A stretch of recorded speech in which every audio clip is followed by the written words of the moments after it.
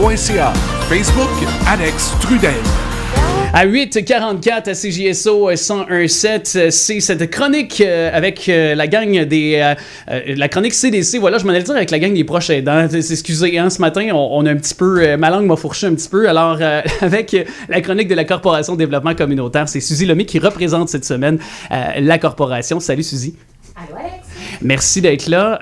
Et puis, cette semaine, on a comme invité Claudine Kieleni, je le dis comme faut. C'est tout à fait ça. Okay. Merci. Grand plaisir de vous accueillir. Vous qui êtes évidemment membre de l'équipe de l'Association des aidants naturels du Bas-Richelieu, agente de promotion et de communication. D'ailleurs, un tout nouveau poste, je pense. Oui. Le poste a été créé cette année en février, donc c'est des nouvelles fonctions pour moi.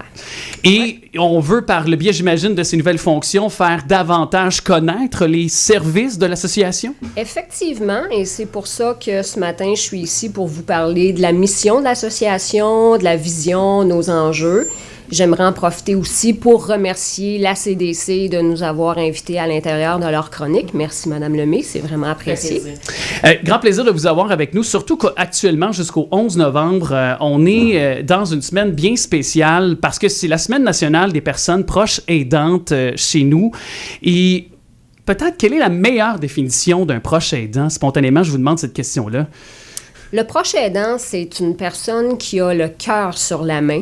C'est quelqu'un qui est complètement dédié, dévoué au bien-être de son proche qui est en perte d'autonomie. Cette perte d'autonomie peut être liée soit à la maladie d'Alzheimer, soit à un cancer ou toute autre maladie qui lui fait perdre son autonomie, ses fonctions.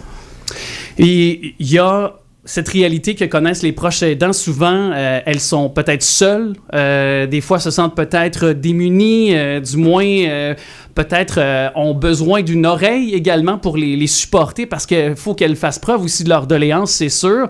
Et comment on peut faire en sorte que les aidants se fassent reconnaître dans leurs droits, dans leur travail? Parce que c'est un travail, ni plus ni moins quand même. Je veux dire, c'est aussi un support, c'est un accompagnement. Alors, comment on peut faire? Oui, tout à fait. Je vais répondre à toutes ces questions qui sont tout à fait pertinentes en vous expliquant d'abord la mission de l'Association des aidants naturels du Bas-Richelieu. Donc, notre mission, c'est d'accompagner les aidants naturels d'aînés pour améliorer leur qualité de vie et leur permettre de poursuivre le soutien à leurs proches qui est en perte d'autonomie. Fait que ça donne un départ là, à notre raison d'être.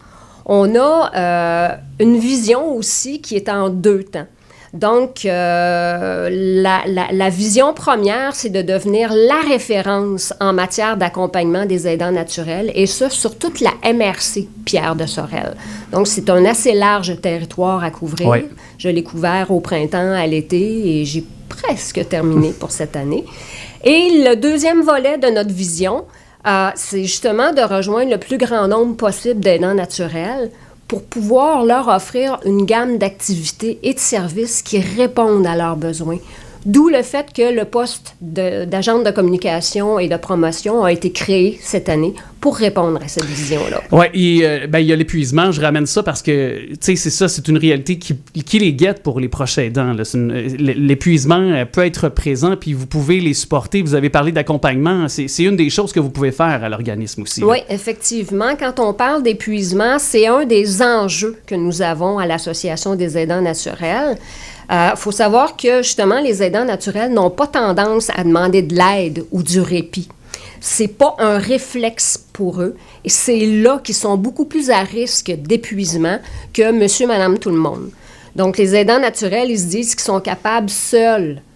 Ils veulent pas déranger personne, mais avec le temps, l'élastique peut finir par casser. Alors, c'est pour ça que nos membres actifs, nos membres actuels, nous ont passé un message à transmettre aux futurs proches aidants ou ceux qui le sont puis qui se reconnaissent pas encore. N'attendez pas. Appelez à l'association. Venez chercher de l'aide.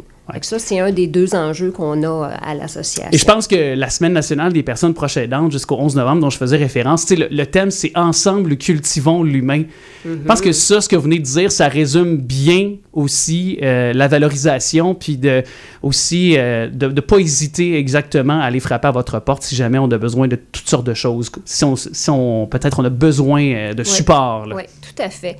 Puis avant même d'aller chercher du support, il y a une chose majeure qu'il faut faire et qu'il faut réaliser, c'est de se reconnaître en tant que tel. Et c'est le principal enjeu des aidants naturels. Ils ne se reconnaissent pas comme tels. Ouais. Ce sont des gens généreux de cœur, des gens généreux de leur temps. C'est naturel pour eux d'aider un proche en perte d'autonomie.